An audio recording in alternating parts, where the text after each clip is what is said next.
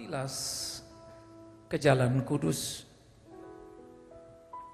Biar kami mengambil waktu untuk merenung terus jalan Natal yang indah. Tak hanya kata, tapi fakta yang luar biasa. Karena itu Tuhan, tolonglah kami di perenungan kami akan firman-Mu.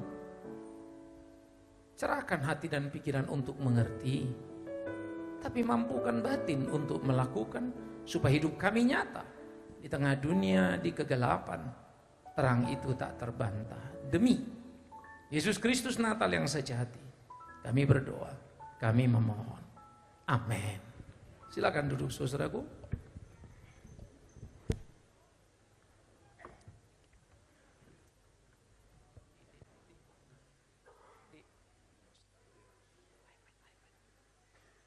Baik saudara yang kekasih, malam ini kita akan memikirkan tema kita, ya, Natal di jalan yang salah.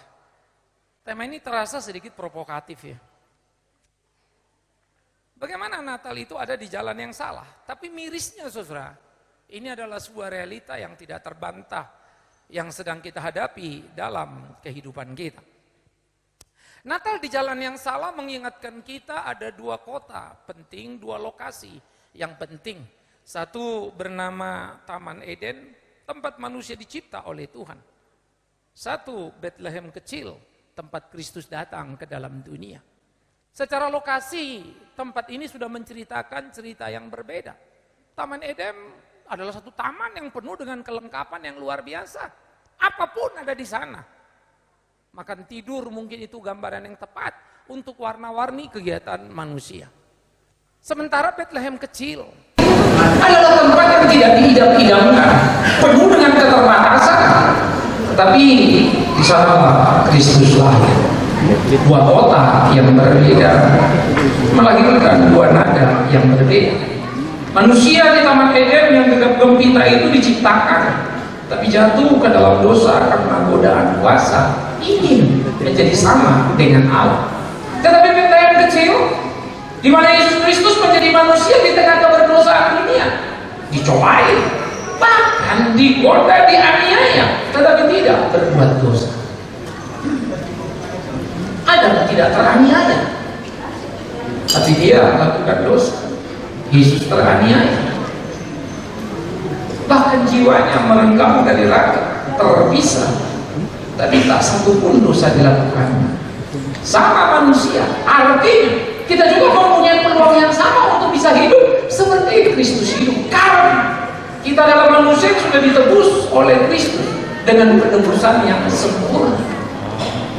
Maka sudah semestinya kita juga bertanding untuk bisa hidup sempurna seperti tuntutan Kristus kepada kita, supaya kita sempurna sama seperti Bapa sempurna.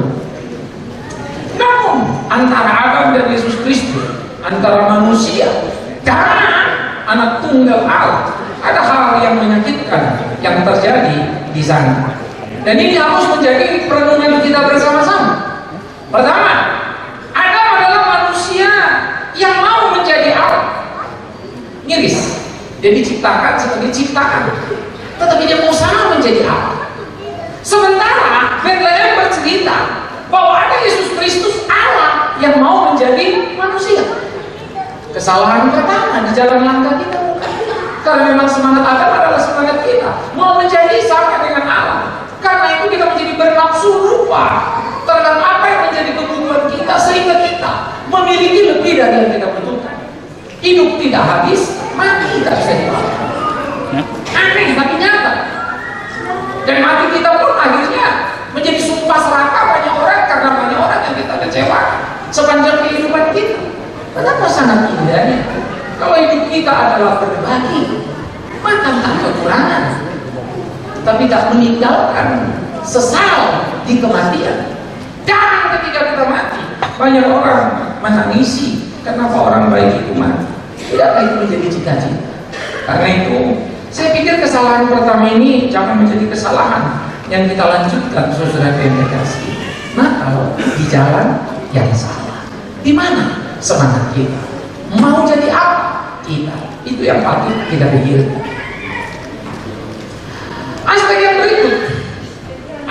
diciptakan tidak berdosa. Memang dia bisa jatuh dalam dosa, tapi dia juga bisa tidak berdosa. Dan pada potensi tidak berdosa, sayang, Adam akhirnya jatuh ke dalam dosa karena godaan setan. Kalau kau makan buah itu, engkau akan menjadi sama dengan Allah. Tetapi Yesus Kristus lahir tidak berdosa, hidup dicobai, digoda, tetapi tetap tidak berdosa. Maka Kristus menceritakan bahwa manusia bisa hidup suci dan tidak berdosa. Bisa. Itu Paulus yang menyelesaikan pertandingan. Seringkali kalau kita diskusi ini di kelas PA akan selalu ada pertanyaan, mungkinkah manusia itu tidak berdosa? Maka jawaban pertama adalah manusia sudah ditebus Kristus. Memang orang berdosa, tetapi bisa tidak berdosa. Kalau ditanya mungkinkah manusia hidup tidak berdosa? Mungkin sekali kalau dia menjaga statusnya sebagai tebusan. Dan dia menolak seluruh godaan. Mengapa tidak? Bisa sekali. Dan itulah sebetulnya kata kunci kebahagiaan dalam kehidupan ini. Saya selalu berkata, tidak penting berapa panjang umur kita, tapi penting bagaimana kita mengisinya. Tidak penting berapa banyak uang kita, tapi penting berapa banyak yang kita tolong dengan yang kita punya. Itu sebab saya suka katakan, tempat tidur 10 miliar masih bisa dibeli, tapi tidur yang cuma-cuma siapa yang bisa membeli? No, gak ada orang yang bisa. Itu blessing Tuhan. Itulah sebetulnya panggilan orang percaya, bahwa kita butuh tidur, bukan tempat tidur. Kalau ada syukur, gak masalah. Kok kalau bisa tidur di panggung ini apa persoalan? Gak ada masalah. Saya suka ini yang tukang becak, badan berlipat, di dalam becaknya hujan turun dia morok. Kita celaka. Kamar sudah bagus, full AC, pakai goyang-goyang lagi tempat tidurnya. Imam Mbak sudah bergilir mijit kita, nggak tidur juga, Mbaknya yang tidur. Istri mati. Orang repot karena itu. Saking capeknya dia tidur, kitanya tidak dapat tidur. Pernah saudara berpikir betapa ironinya hidup ini? Banyak orang berjalan dalam kemiskinannya, bahkan tidur di emperan jalan. Mereka tidak mengenal bahaya, nggak takut. Rumah kita sudah dijaga, marinir sekian luar biasa, sistem alarm jalan, tetap saja kegentaran ada. Semua kita berjuang untuk menjadi nomor 1, tapi merasa tadi tidak aman di jalanan, kan lucu setengah mati. Kamu mau paling hebat, mau nomor 1, tapi takut kemana-mana karena selalu merasa terancam. Kemana sebetulnya tujuan hidup kita? Maka salah yang kedua, kita bisa tidak berdosa. Sayangnya kita memilih seringkali berbuat dosa dengan sadar, bukan tidak. Padahal kita bisa berkata tidak terhadap dosa itu. Tidak mudah, tapi itu perkelahian yang harus kita jaga. Disitulah pertandingan kehidupan yang sesungguhnya yang harus terjadi dan berjalan dalam hari-hari ini. Ada manusia ingin menjadi Allah, namanya manusia yang meninggikan dirinya. Tapi Yesus Kristus, Allah jadi manusia, dia merendahkan dirinya. Celakanya, lagi-lagi kesalahan ini kesalahan yang kita ulang-ulang, supaya diri kita tinggi. Kita suka membuat cerita bahwa kita sahabat gubernur, bahwa bapak kita mungkin kerja bersama dengan Jokowi di istana, selalu dekat, hebat, tangan-tangan.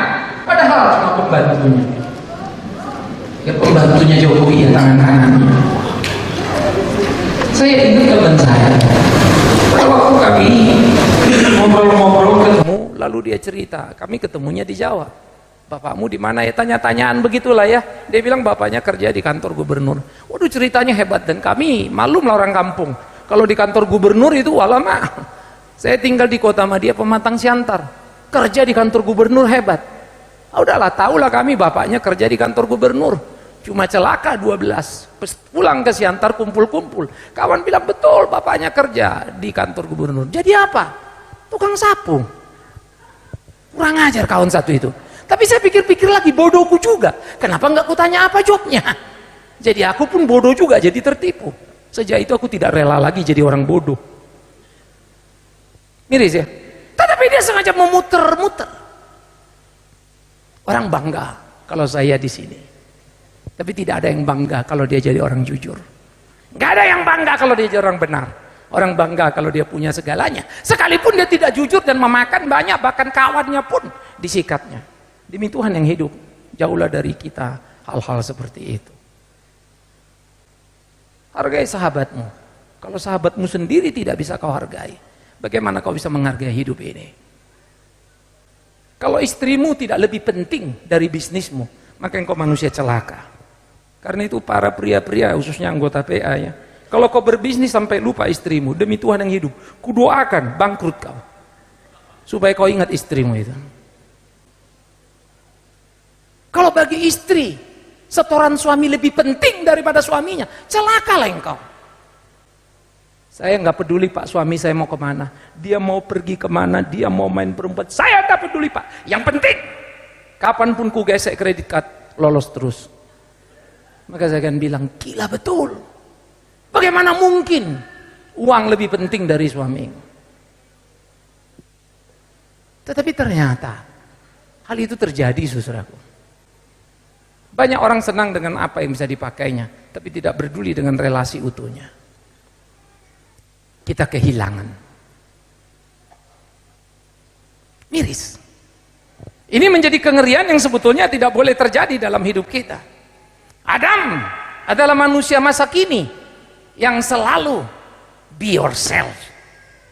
Aktualisasi diri, menjadi diri sendiri. Itu betul dalam psikologi karena saya belajar itu dan saya ngerti betul itu. Tapi Kristen itu waktu jungkir balik luar biasa. Menyangkali diri. Not me but God. Sehingga menjadi Kristen adalah orang yang berani menghilangkan dirinya supaya Kristus hidup di dalam dia. Abraham Maslow memberikan satu gambaran piramida. Manusia itu punya need dalam 5 basic yang digambarkannya. Paling rendah itu apa? Materi, sandang, pangan, papan, semua orang ribut itu. Second line adalah security. Orang bicara rasa nyaman. Buat apa punya banyak uang tapi saya rasa tidak tenang? Maka manusia mencari ketenangan. 3, love. Oke, tenang-tenang, tapi kalau nggak ada love bagaimana saya dicintai, bagaimana saya mencintai. Kalau yang pertama, kedua itu tentang saya, maka yang ketiga ini tentang saya dan orang di sekitar saya.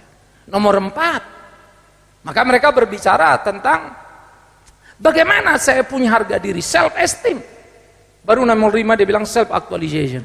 Bagaimana mengaktualisasikan diri. Maka orang menaruh Gandhi sebagai orang yang hebat. Dia tidak peduli dengan semua orang, tidak memandang semua pun. Tapi kemudian Gandhi juga menjadi kontroversi. Karena ketika ada satu kasta yang rendah, dia terima di rumahnya, dia datang kasta dari atas. Maka Gandhi dibilang orang yang rendah hati, terima orang kasta bawah. Tapi Gandhi sungguh jahat. Besok paginya, Pispot saudara tahu tempat buang air kecil, istrinya disuruh membereskan orang punya. Artinya, dia menghormati tamunya, tapi menghina istrinya. Kalau memang dia mau tunjukkan, mestinya dia ngangkat pispot itu dan buang. Semua orang punya sudut-sudut. Di sini dia di blow up begitu tinggi, tapi di sini titik nadirnya luar biasa. Saya bergaul dengan banyak orang dan melihat kehidupan ini. Semua orang berpeluang menjadi sombong. Jangan kalian pikir hanya orang kaya yang bisa sombong. Orang miskin pun banyak yang sombong. Kesombongan orang miskin diomongin kagak mau. Orang goblok apalagi, diajarin selalu rasa pinter. Itu sombongnya luar biasa itu. Bagi saya itu orang sombong adalah orang yang tidak tahu siapa dirinya dan dirasanya dia hebat. Orang bodoh nggak mau diajarin, orang miskin tak mau dibilangin. Itulah orang sombong itu. Orang kaya yang merasa semua kepala bisa dibelinya. Hati-hati. Kalau ada kawanmu bisa kau beli, dengarkan kalimatku. Itu bukan kawanmu. Itu pengkhianat paling berbahaya. Karena satu waktu uangmu habis, kau pun dijualnya. Yes, itu Yudas. Bagi dia persahabatan, keguruan adalah uang. Maka 30 keping perak cukup menarik bagi dia untuk menjual Yesusnya. Jadi saudara-saudara, arah jalan kita makin salah. Tapi ini memang gerak dunia ini. Semua orang be yourself. What you want you can. Apa yang kau mau kau bisa. Semua Semua tentang engkau. All about you. Itu kan musim-musim apa? Statement-statement yang begitu mewarnai kehidupan kita sehari-hari. Kemanapun. Semua konsep restoran, Anda datang mesti Anda puas, Anda senang, gimana caranya? Semuanya tentang Anda. Dan akhirnya berapapun kita bayar ya. Karena semuanya tentang kita. Tapi Kristen ini memang jalan tidak enak, saudara. Saya pun sadar sesadar-sadarnya. Tidak populer ajaran Tuhan Yesus ini. Nggak laku. Ketika saya memilih jalannya, saya harus ada pada titik resiko. Siapa yang mau dengerin khotbah seperti Big Man Sirait? Kalau ada pun sedikit.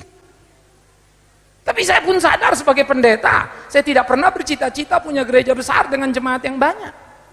Bodoh bagi saya mencari orang untuk ikut di sana. Karena itu saya bersyukur. Anak-anak PA aku ini semua yang ada di sini datang dari berbagai gereja. Ada yang bersama dengan saya, ada yang tidak. Bagi saya tidak penting kalian di gereja saya atau bukan. Tapi penting kalian belajar mengerti kebenaran dan melakukannya dimanapun kalian ada. Itu gereja. Organisasi itu hanya lingkup kerjaan kita itu. Yang seringkali bikin kita juga jadi salah di dalamnya. Tapi bagaimana hidup benar, itulah gereja yang sejati. Bukan bagaimana mengaktualisasi diri, tapi bagaimana menyangkal diri. Hidupku bukan aku lagi. Sehingga saudara-saudara, yuk kita latihan. Tidak ada yang salah dengan jas kita. Tidak ada yang salah dengan pakaian kita yang bagus. Tidak ada yang salah dengan aksesoris yang kita pakai. Tidak ada yang salah. Tapi yang jadi masalah, kalau bajumu ini lebih penting dari tubuhmu, kalau makananmu lebih penting dari hidupmu, celaka engkau. Bersyukurlah kalau tubuhmu Tuhan berikan ada dan dipeliharanya. Jangan nangis karena bajumu tidak ada seperti kawanmu punya. Ya. Orang makan, mau enak nggak enak, yang enak bisa cepat mati loh. Yang nggak enak itu panjang umurnya. Kalian coba makan nggak enak, pasti panjang umur kalian. Kadang-kadang kita bingung ya, mau kemana sebetulnya hidup kita? Kita ngeliat itu ya, kalau betul-betul bijak. Saya selalu harap saudara mau ngeliat orang susah, orang miskin. Dari jauh saja perhatikan dia. Orang-orang yang jualan, ya ilah untungnya itu palingnya gedubuk-gedubuk berapa ribu sih? Ya. Saya ingat istri saya waktu cerita, anak kita merit di sini, lalu ada satu tukang es pinggir jalan, enak sekali.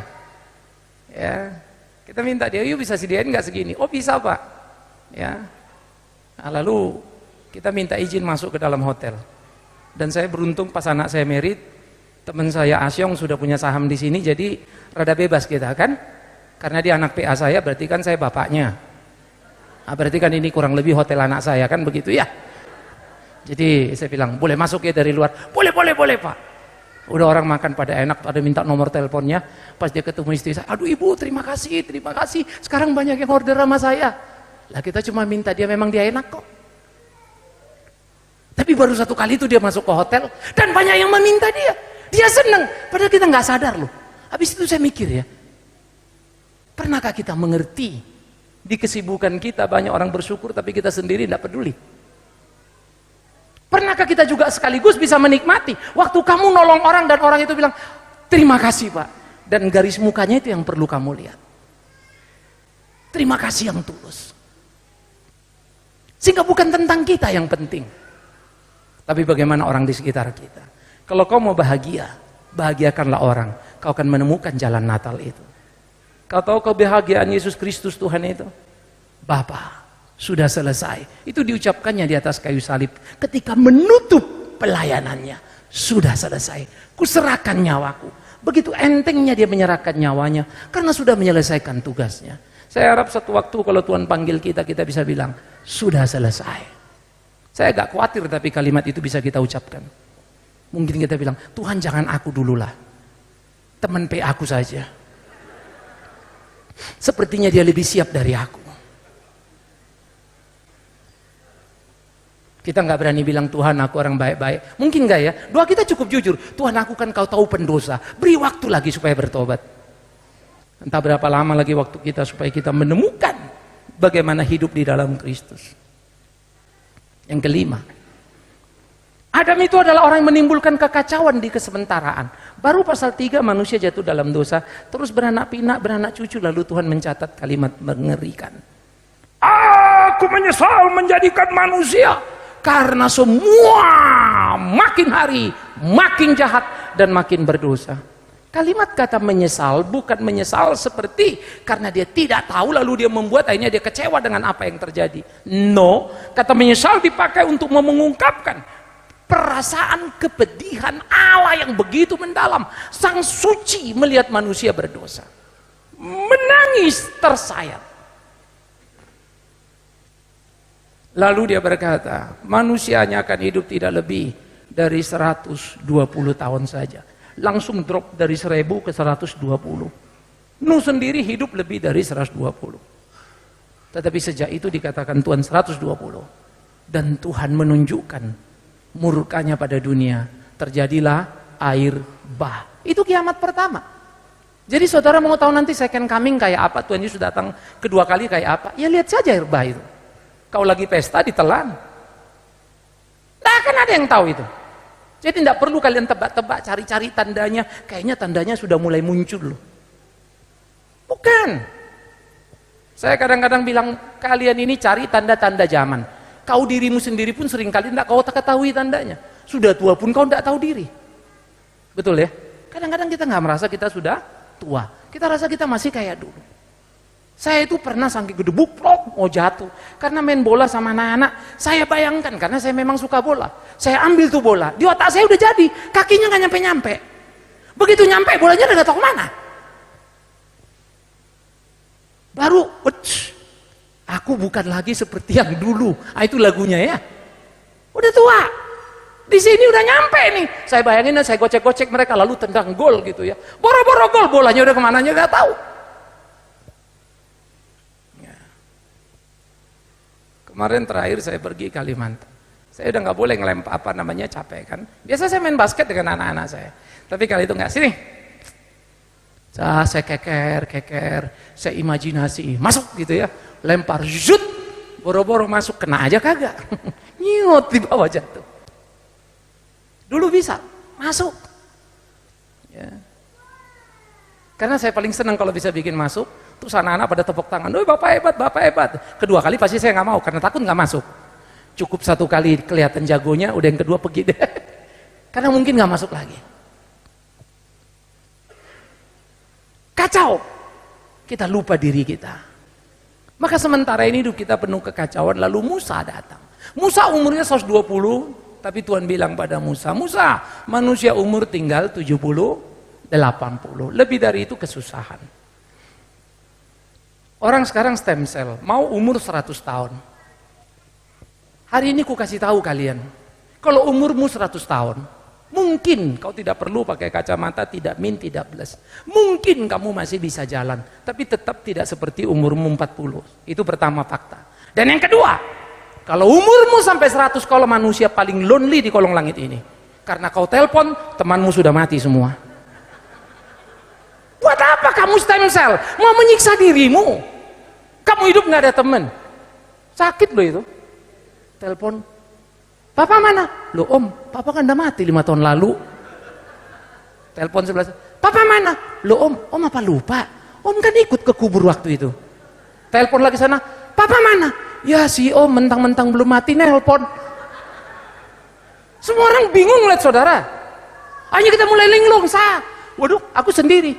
Yuk aja ngomong sama anak, 5 menit dia ngomong sama kamu. Habis itu kamu ditinggal. Bukan anakmu jahat. Tapi siapa tahan dengar kamu cerita, baru 3 menit, balik lagi, muter-muter terus.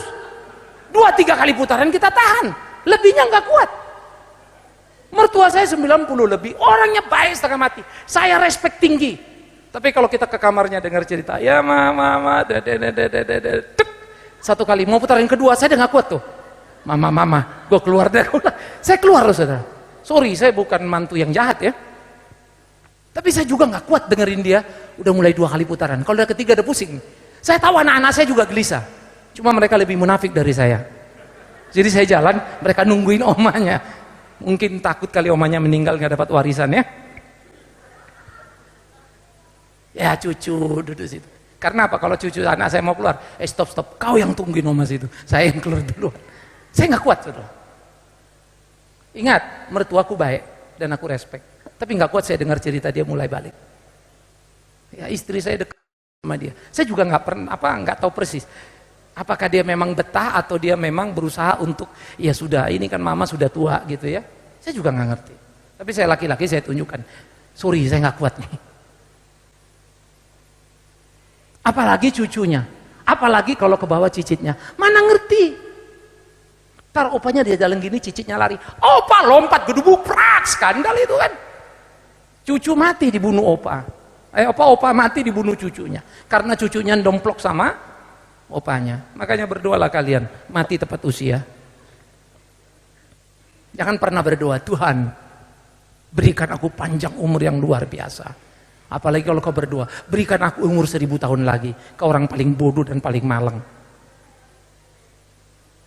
Gak penting kapan kau mati. Jangan kacau di kesementaraan. Tapi penting sekali lagi bagaimana mengisi hidup. Sehingga nanti kita ada jalan benar di keselamatan. Kita menemukan hidup yang sesungguhnya. Hidup yang harus kita jalani di dalam keseharian kita, saudara. Sehingga inilah semestinya yang menjadi nilai di dalam diri kita.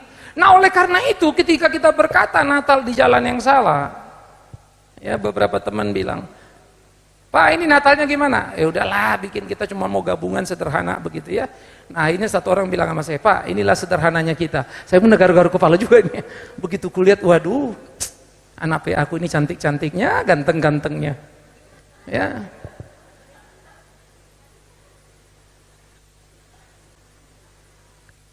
Sederhana. Luar biasa ya. Saudara-saudara, tapi lagi-lagi saya katakan, tidak ada yang salah. Kalau sesudah ini kalian ingat, ada yang tidak makan di luar sana. Kalau sesudah ini kalian ingat, ada yang tidak punya pakaian seperti yang kita pakai ini. Ya. Yuk kita belajar. Kemarin satu orang bikin saya 1 jas. 3 jas saya di rumah yang dikasih orang lama-lama, saya keluarin. Udah terlalu banyak nih, keluar. Satu orang kasih 1 baju, 3 baju keluarin. Ya saya kirim Kalimantan. Kalau di Kalimantan guru-guru senengnya setengah mati. Ya kalian punya jas masih bagus-bagus kan ya. Punya batik bagus-bagus, jarang kalian pakai. Tapi yang bagus, jangan yang sudah butek warnanya, jangan kirim. Saya bisa kirim ke Kalimantan. Saya bawa itu juga repot. Tapi kalau saya ngeliat mereka pakai bahagia, aduh, batin ini. Puas saudara-saudaraku.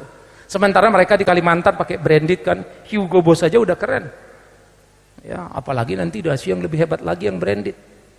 Yang mungkin di tempat kalian sudah nggak dipakai. Tapi tahukah engkau, yang tidak berharga di rumahmu itu sangat berharga bagi orang di sana. Jadi tidak salah engkau pakai pakaian yang branded. Tapi jadi masalah kalau engkau lupa orang lain yang tidak punya pakaian.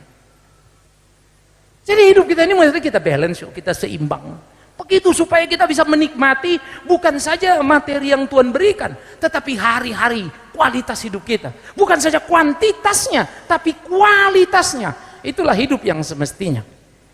Oleh karena itu saudara-saudaraku yang dikasihi oleh Tuhan Yesus Kristus, mari kita memikirkan, mari kita memperhatikan seluruh aspek di dalam kehidupan kita ini.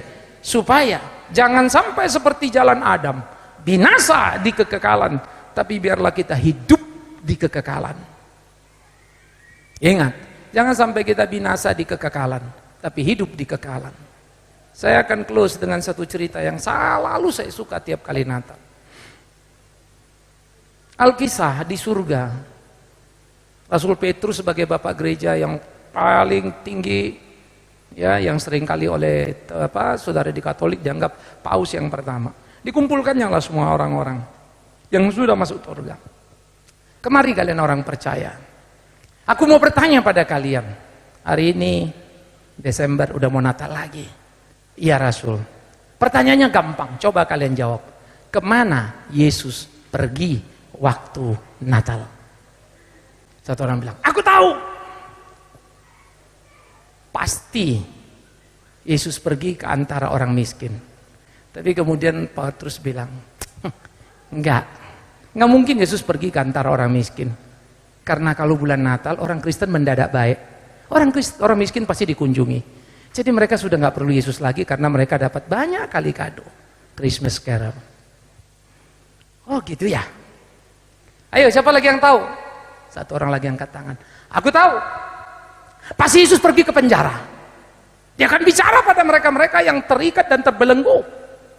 Tapi kemudian Petrus bilang, no, kamu juga salah. Yesus tidak perlu lagi ke penjara. Lagi-lagi orang gereja itu tiap kali ke penjara. Bahkan di penjara para napi paling bahagia karena hadiah datang silih berganti. Roti, makanan ekstra mereka dapatkan. Oh jadi enggak. Lalu yang ketiga ditanya lagi lalu jawab, Rasul, aku tahu pasti Yesus pergi ke panti jompo. Orang-orang tua yang diabaikan dibuang oleh anak-anaknya. Tapi Petrus jawab, no, panti jompo juga tidak. Ngapain Yesus datang?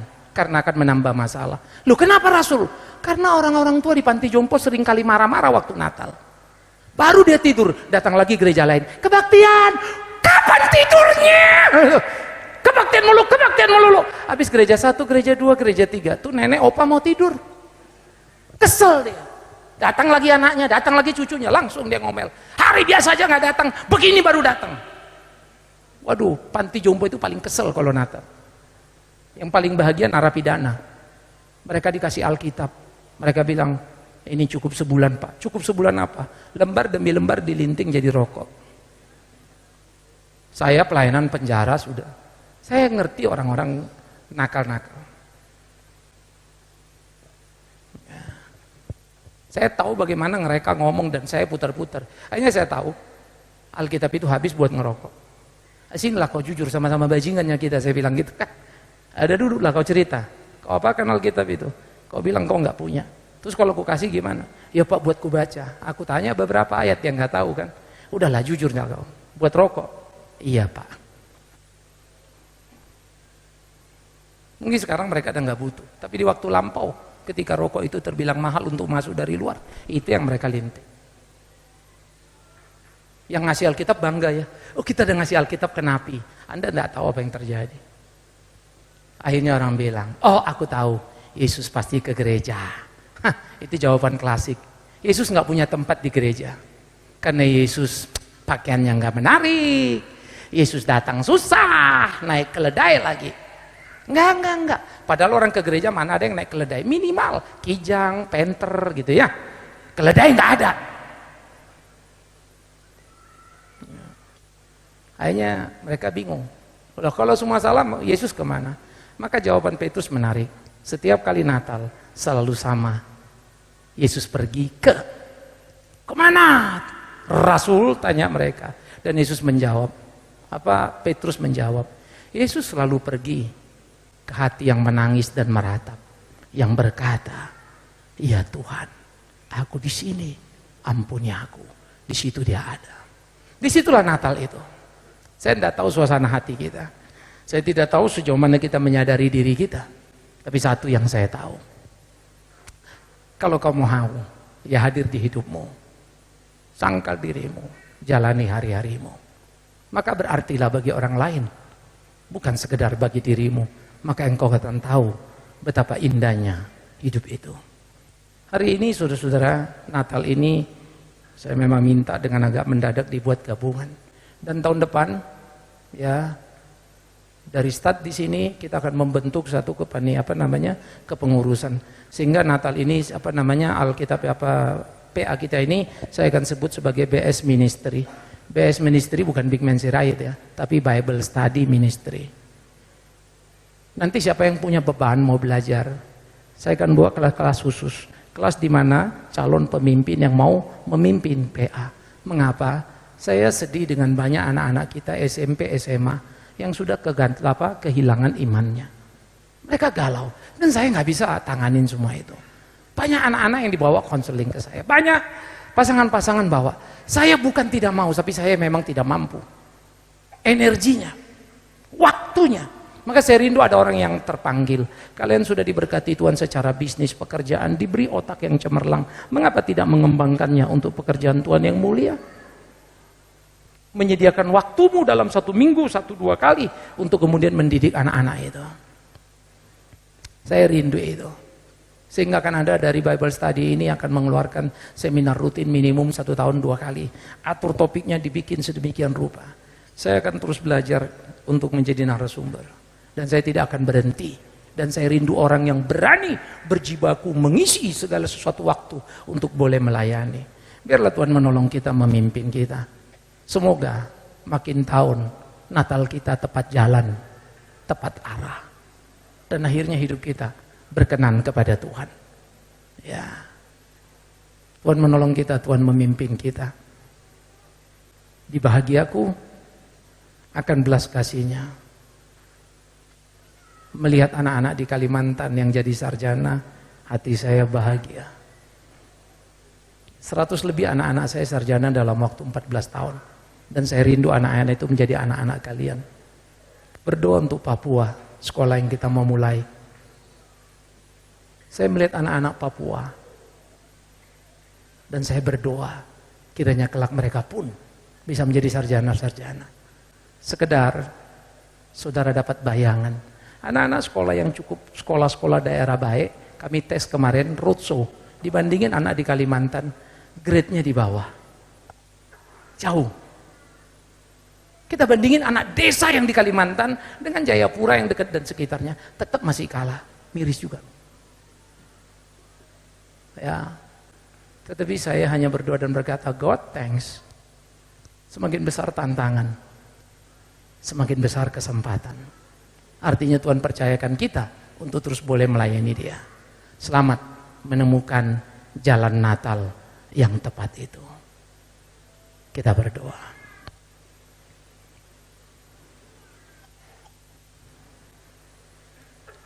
Biar masing-masing kita berdoa dalam hati kita. Kita tahu di mana kita salah. Berdoalah secara pribadi supaya Tuhan tolong kita kembali ke jalan yang tepat itu. Bukan soal merubah pakaian bagus kita menjadi pakaian jelek. Bukan soal mengganti makan enak kita menjadi makanan tidak enak. Lalu kita berpikir kita sudah di jalan Natal. Bukan. Bukan juga menyiksa diri, mempersulit diri kita. Bukan juga kita tidak naik mobil kemari tapi jalan kaki. Lalu kita berpikir kita jadi benar. Tidak. Dimanapun engkau ada. Dengan apapun engkau kemari. Apapun yang kau kenakan dan kau makan. Ada yang jawab penting. Apakah hatimu rela berbagi? Supaya Natal itu hidup di hidupmu. Bapa di surga, terima kasih. Biarlah kegembiraan kami menjadi kegembiraan yang tak melupakan kebenaran. Biarlah suasana perkumpulan kami yang mendatangkan kesukaan